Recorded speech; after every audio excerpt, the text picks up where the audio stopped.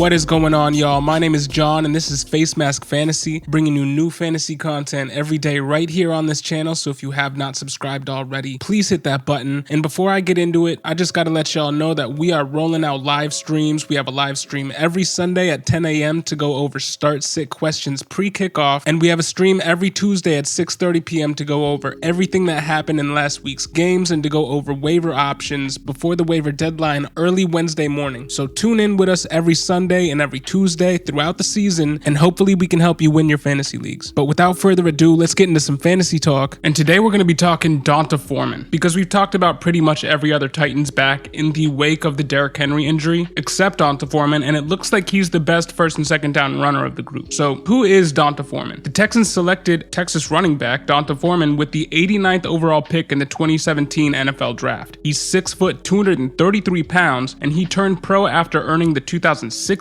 Doak Walker Award as college football's top running back, wrapping up his 3-year career with 431 rushes for 2,774 yards and 20 touchdowns, which amounted to a 6.44 yards per carry average rushing, but he did only have 13 receptions throughout his entire college career. At his pro day, he ran a 4.45, so he showed plus athleticism coming out of college, but in college he also lost 6 fumbles in his final year, and again was thought to be suspect at best in the passing game, with minimal receiving production and no experience with pro-style pass protection. He was often looked at as a finesse runner in a power back's body, as he was not one to break tackles at an elite rate in college, and these factors led to him being a 3rd rounder instead of drafted in the 1st or 2nd round, as one would expect from a Doak Walker Award winner. As such, he was brought in to spell then Houston RB1 Lamar Miller in 2017, and in his rookie season, he played the role of spelling Lamar Miller, rushing 78 times for 327 yards and 2 touchdowns, a 4.2 yards per carry average in his rookie year through 10 games, also gaining 6 receptions on 8 targets for 83 scoreless yards through the air. He was progressing slowly, but he was progressing nonetheless. That is, until week 11, in which D'Onta Foreman exited a game against the Cardinals with a left ankle injury. It was on a 34-yard touchdown run. He stepped awkwardly on his way into the end zone and had to be carted off the field with a left ankle injury, and it was soon confirmed that he suffered a torn Achilles. Needless to say, it ended his season, and this was back in 2017 when no running back had ever recovered from an Achilles tear and regained past form. D'Onta Foreman is technically the first running back to ever return to the NFL post-Achilles tear and regain his past explosiveness. As we've seen thus far in Tennessee, he's the best pure rusher they have with Derrick Henry sidelined. But let's take you through the long road to recovery that led to the NFL's first running back post-Achilles tear success story. He was predictably sidelined for the rest of 2017, and while the team teased him being ready for the beginning of the season in 2018, he was put on the PUP list for the beginning of the 2018 season and was only active for 1 game, a Week 15 matchup against Philly in which he rushed 7 times for -1 yards, but caught 2 of 2 targets for 28 yards and a touchdown. He was only active because Lamar Miller, the RB1 for the Texans in 2018, was out, and he was splitting work with Alfred Blue. And that was in Week 15 of that season, and he didn't play in week 16 or 17 of that year. He was purely activated out of necessity. In 2019, he was waived by the Texans, despite, by all accounts, fully returning to pre-injury form. Or at least that's what the coaching staff had said up to the time they waived him. Longtime beat reporter for the Texans, John McClain of the Houston Chronicle, believed that the Texans were unsatisfied with Foreman's work habits, noting that then coach Bill O'Brien, quote unquote, wasn't happy with what he had seen from him in training. Literally a day later, he signed with the Indianapolis Colts as the early down backup to Marlon Mack, and 2.5 weeks later, he was placed on IR with a torn bicep, which put him out for another 4 months, and the Colts waived him 5 days later. He didn't play at all in 2019. Talk about bad luck. But hey, kudos to him for sticking it out and continuing to give it his all. Because in 2020, he was rumored to be visiting the Detroit Lions after coming back fully from his bicep tear, but he was eventually signed by the Titans and quietly established himself as the number 2 back behind Derrick Henry in the NFL's first COVID season, despite the presence of rookie Darrington Evans. Unfortunately, the running back ahead of him had a Hall of Fame level year in 2020, which led to D'Onta Foreman only getting 22 rush attempts for 95 yards and 1 reception on 1 target for a 5-yard touchdown through the air. And after the 2020 season, he was not re-signed, and he became a free agent. He tried out for the Seahawks and then the Falcons before the season, signing with the Falcons on August 9th, but was released before final cuts and was again snatched up by the Titans after Henry went down with the Jones fracture fracture at the beginning of November. Now, as we know, Adrian Peterson was also signed, but it has been D'Onta Foreman who's been the most productive back in this backfield with Henry out of the picture for the next few games at least. D'Onta Foreman rushed 5 times for 29 yards in the Titans' Week 9 win over the Rams, no targets, and he rushed 11 times for 30 yards, catching both of his targets for 48 yards in Tennessee's Week 10 win over the Saints. And there may or may not have been a report that was dropped on ESPN last night. It was referenced by our faithful sub, what's going on, Brett? It was referenced by Brett Forseth in our live stream last night that D'Onta Foreman has possibly been named the Titans starter moving forward. Now, we've yet to track down that ESPN report that he got that information from, but what we do know for certain is that D'Onta Foreman is the best pure rusher on the team right now, whose identity prior to Henry's Jones fracture was run, run, run, and run. And when in doubt, run some more. McNichols, while a good pass catching option, is not the rusher that Foreman is, and at the age of 25, 4.5 years removed from being drafted by the Texans, and 3.5 years removed from an Achilles tear, D'Onta Foreman has a chance to put up flex value rest of season, with low to mid-end RB2 upside weekly if he can manage a score despite the presence of AP taking most if not all of the goal line work. So D'Onta Foreman's had a very long road to where he is right now. He's only 25 years old, and while I doubt he'll ever garner a lion's share of the work, it's fair to wonder if his best years are ahead of him, considering now he's finally healthy, very little tread on his tires. He's a big athletic back who has erased the narrative that he can't catch, dating back to college, and has also erased the narrative that he can't pass protect, which was also a narrative that was negatively affecting him